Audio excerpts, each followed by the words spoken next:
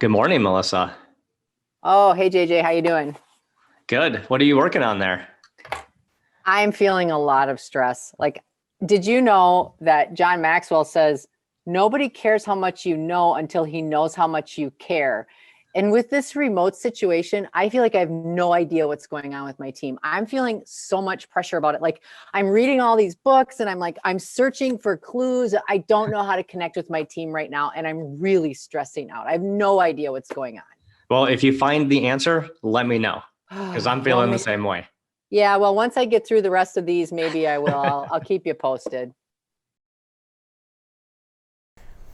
Melissa, in my role as CEO of Tightrope, I've been noticing that in our remote work environment, it's a lot harder for me to have influence on the company. Yes, for sure. Because it used to be I would come into the office, I'd go get coffee, I'd walk around and chat with people, and I'd kind of get a feeling for what's going on. Yeah. But in our remote work environment, I really only talk to our leadership team, and that's only a couple people. So your circle of influence has gone way smaller. Yeah, it's hard, isn't it? It's very hard. Like, it makes me feel not very connected. Right. It makes me feel like, almost like I'm not really part of the larger team, because really in our leadership roles, a lot of times our leadership teams are fairly small. Right, exactly right. And I think that just puts so much pressure on leaders today because they are so used to being connected. And even if that leader is more of an introvert, they have natural ways of being able to check in or kind of read the room or read the space. And now there isn't that option. So that's Absolutely. really, really tough. And then I think another thing that is really tough is not feeling necessarily equipped to connect with everyone in this way. Like that's how I used to do it. And now it's been 6 months or however long it's been.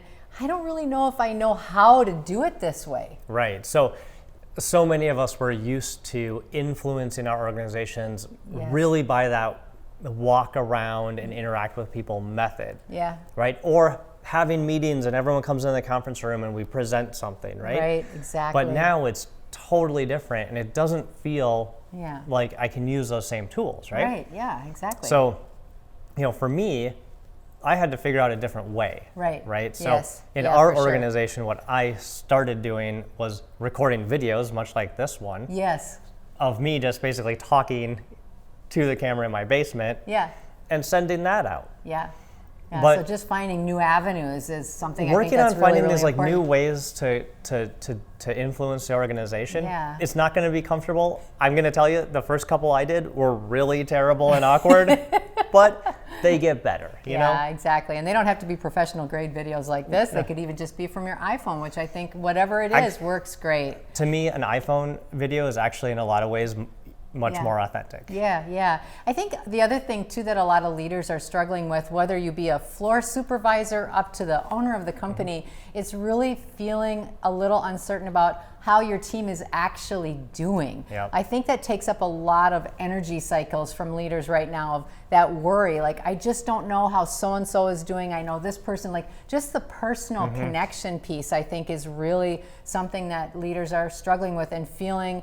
Most leaders have the attitude that I have to go first. I have to be this example. I have to do all these other things. And if you're feeling a little off and not balanced, that makes it really, really, really hard. Yep. I'd say as a leader, we've all developed a really good gut instinct around things, right? Right. There was a lot of times where I could walk into my office and I could sense the energy. I could sense how the team was doing. I could sense if everyone was stressed. I could sense if they were in the flow.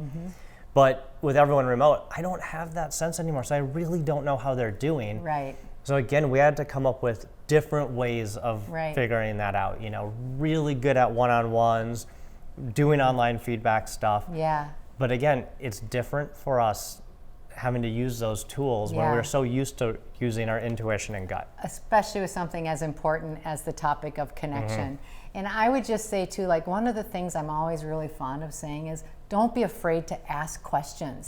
Don't be afraid to just show that this is how you're feeling. I'm really struggling right now because I can't tell how you guys are doing. Is there something you want me to do that would help that? Or how are you feeling about that? Don't be afraid to ask. And just by asking some of those questions, you're also creating the space for connectedness.